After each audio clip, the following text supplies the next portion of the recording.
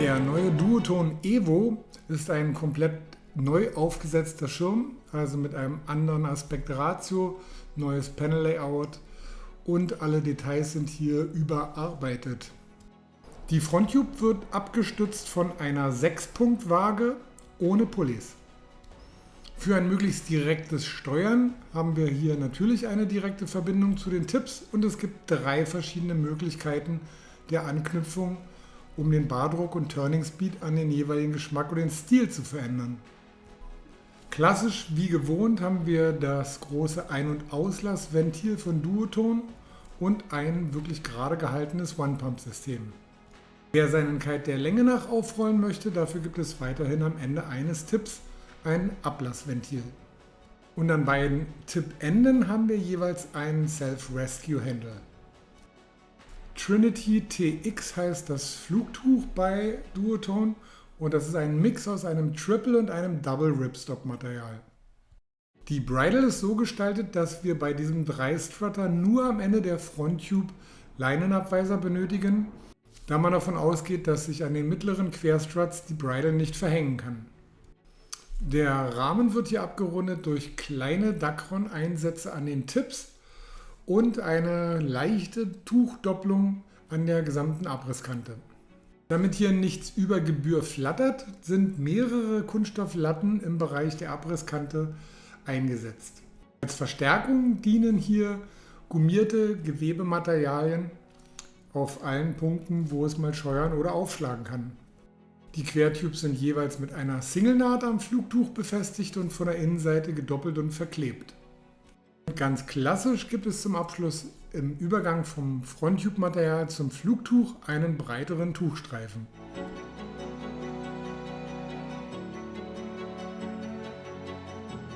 Schon auf den ersten Metern stellen wir fest, wir haben hier eine permanent und sofortig anliegende Strömung, gepaart mit einem mittleren bis hohen Grundzug.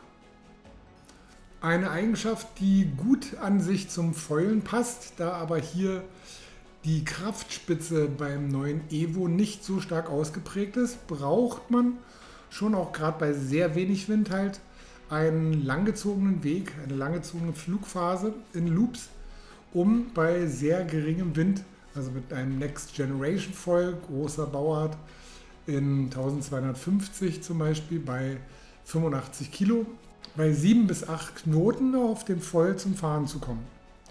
Auf dem Twin-Tip benötigt man für einen 12 Quadratmeter Schirm hier ungefähr 13 bis 14 Knoten.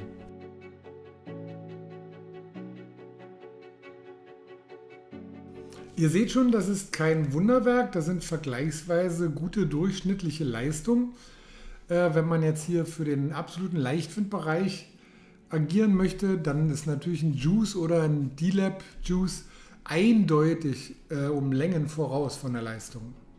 Wir dürfen hierbei aber nicht vergessen, wir reden hier über einen klassischen Freeride Allround Kite. Und der bietet halt gleichmäßig angeströmt auch eine schöne weite äußere Position am Windfenster, sodass auf dem Amwindkurs hier eine sehr gute Leistung möglich ist und das vollständig stressfrei. Hier ändert sich nichts an dem Bar-Feeling oder an der Positionierung. Hier zieht der Kite einfach ganz clean durch.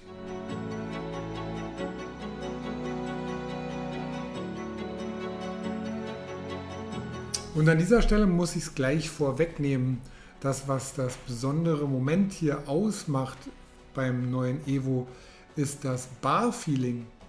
Also ein derartig angenehmes, gleichmäßiges und präzises Bar-Feeling ohne Kraftspitzen, ohne erhöhte Kräfte.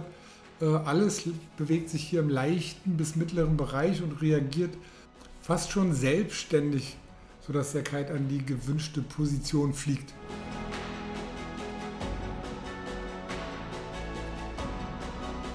Das Bar-Feeling gepaart mit diesem absolut gleichmäßigen Kraftverlauf, egal an welcher Position sich der Kite im Windfenster befindet, macht ein wirklich schon außergewöhnlich harmonisches Bild. Und dazu kommt, dass diese einfache Bedienung, egal bei welchem Fahrkönnen, hier wirklich ein Lächeln ins Gesicht zaubert.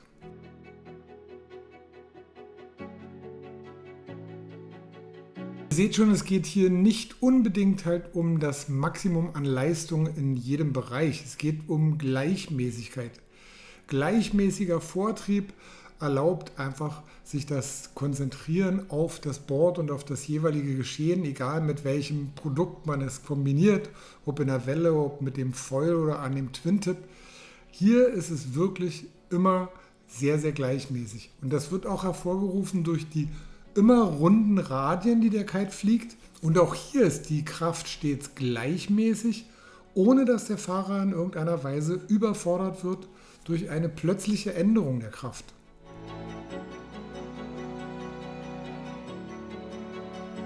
Wobei sehr wenig Wind oder auch viel Wind die gleichmäßige Anströmung dieses optimal gestalteten Profils und die Abstützung der 6-Punkt-Waage ermöglichen immer eine konstante Form des Evos.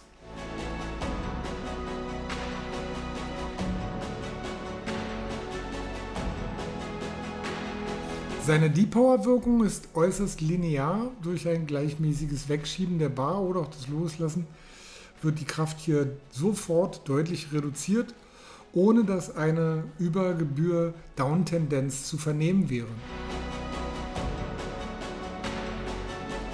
Das Safety-System von Duotone löst unter einer Last von knapp 6 Kilo aus und es erfolgt ein druckloser Absturz über eine Single Frontline Safety. Weiterhin ist das bekannte Ironheart Safety-System von Duotone noch kein Click-In-System. Wie gesagt, hier muss man vorher am Strand sich das einmal angucken, damit man weiß, wie man es auf dem Wasser wieder zusammenbaut. Der Widerstart erfolgt recht zügig, ziemlich parallel mit dem Bereich, wo man foilen kann. 7 bis 8 Knoten benötigt man, um hier über ein Halten beider Steuerleine und Anziehen den Kite entweder rückwärts zu starten oder zu drehen oder das klassische Starten über eine Steuerleine. Um diesen Wert zu schaffen, bedarf es aber auch ein wenig der Übung vorher. Ein besonderes Sahnestück der Eigenschaften des neuen Evos sind die eingehakten Sprungeigenschaften. Hier kombiniert die Kappe fast einzigartig einen ganz gleichmäßigen Ankantvorgang ohne Querkräfte, dazu einen lang anhaltenden Lift und auch gemäß seiner Streckung eine gute bis sehr gute Hangtime. Das ist auch ein besonderes Merkmal. Der Evo gehört bei den 3-Strut Freeride Kites definitiv zu den gestrecktesten Modellen vom Aspect Ratio in seiner Klasse. Die sehr guten Eigenschaften lassen sich über das vollständig lineare Sheet and Go realisieren, und zwar für jedes Fahrkönnen. Wir haben das auf der Deep Power ungefähr vorstellbar wie mit einem Gaspedal. Wirklich, je näher ich die Bar zu mir ziehe, desto mehr Leistung entsteht hier und das ist halt sehr gleichmäßig. Dadurch habe ich natürlich auch ein extrem hohes Feedback über den Kite des Stands im Windfenster und auch eine gute Anlenkung, wenn ich mal zu wenig Spannung habe. Das ist von der Aufhängung und von der gesamten Kappengeometrie, das ist alles wirklich exzellent zusammen verknüpft. Ob man die neue Disziplin, so sage ich mal, Freestyle hooked für sich auserkoren hat oder eher oldschool mit Board-Offs unterwegs ist, das Ganze verknüpft sich ja heutzutage in einem. Man bekommt immer ein phänomenal gutes Feedback. Das Ganze lässt sich für den absoluten Einsteiger aufs Einfachste abrufen und der Profi wird einfach eine der relaxesten Sessions in seinem Leben genießen können. Das ist 100% sicher.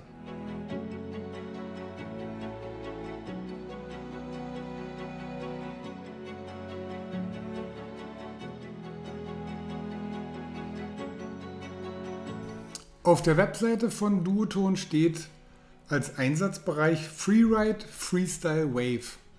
Das ist ein Punkt, der ist für uns aufgrund der Tatsache, dass wir den Schirm nur in 12 und 10 Quadratmeter testen konnten, sind da die paar Einsatzbereiche von unserer Seite nicht unbedingt parallel. Wir sehen den Schirm halt definitiv auch zum Foilen als sehr gut geeignet aufgrund präziser und einfachster Umsetzung von Lenkbefehlen und absolut gleichmäßigem Kraftverlauf. Klar, im Leichtwindbereich ist die ganze Juice-Palette und vor allen Dingen die D-Labs eindeutig im Vorteil, weil sie halt ganz klar nochmal mehr auf Leichtwind getrimmt sind. Hier erreicht der Evo gute Leistung, aber er ist halt kein ausgewiesener Leichtwindschirm. Der Spaß beim Foilen kommt hier aber definitiv nicht zu kurz, so viel sei versprochen von unserer Seite. Freeride und Hooked Freestyle ist für uns ganz klar das Main-Business des neuen Evos. Einfach durchweg völlig unkomplizierte, gleichmäßig hohe Fahrleistungen genießen, ohne einen besonderen Anspruch an den Fahrer dabei zu stellen und jeden einzelnen Lenkbefehl genau zu dem umzuwandeln, was man sich gerne wünscht. Auch wenn er vielleicht nicht ganz korrekt war, der Kite hier schluckt halt doch den ein oder anderen Fehler auch einfach mit weg, weil er so gleichmäßig ist und da fällt es im Unterschied zu anderen Modellen einfach dann gar nicht so auf, wenn man mal einen kleinen Fehler gemacht hat. Ob es für den Wave-Sektor reicht von der agilen Drehfreude, der Evo beschreitet doch eher größere runde Radien in seiner Flugbahn. Das passt jetzt nicht unbedingt halt nur zum optimalen Wave-Einsatz, kann aber natürlich in den kleineren Größen möglich sein, können wir aber nicht beurteilen, dementsprechend fällt es bei uns hier im Test raus. In diesem Fall hat uns der Designer selbst gesagt, dass er hier mit den konventionellen Tuchmöglichkeiten, die bisher auch immer schon da waren und die auch jedem anderen Hersteller zur Verfügung stehen, bislang seines Erachtens halt den besten Around Freeride Kite überhaupt gebaut hat. Da müssen wir sagen, er hat recht. Es ist vom Bar-Feeling das wohl gleichmäßigste und homogenste Produkt am Markt momentan. Wenn man Freeriden, ganz normales Fahren, Höhe laufen und eingehakte Sprünge in jeglicher Form genießen möchte, gibt es hier kaum ein Vorbeikommen an dem Evo in 2022.